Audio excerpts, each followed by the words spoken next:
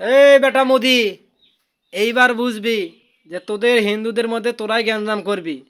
আমরা মুসলমানেরা গরু কিনে কোরবানি দেব না ইন্ডিয়াতে, কিন্তু তোরা কিভাবে গরু বিক্রি করিস এটা তো আমাদের দেখার দরকার আছে।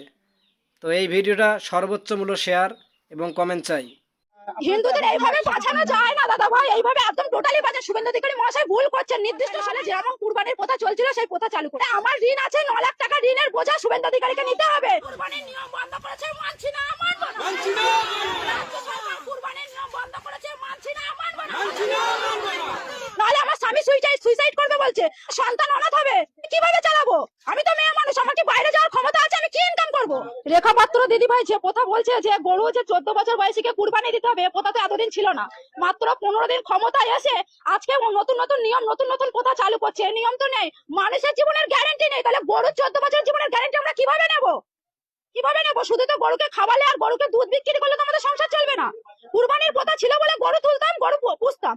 এখন যদি এই নিয়ম চালু হয় তাহলে মোদি আমাদের খাটালে গরু তুলে দিক, তারপরে আমরা সেই গরুকে মুদি খাওয়ানোর পয়সা দেবে, আমাদের দেখাশোনা করার পয়সা দেবে, তাহলে গোমাতাকে সেই 14 বছর বয়স পর্যন্ত আমরা রেখে দিতে পারবো। তার আগে গোমাতা এতদিন এই প্রথা চালু ছিল না, আমরা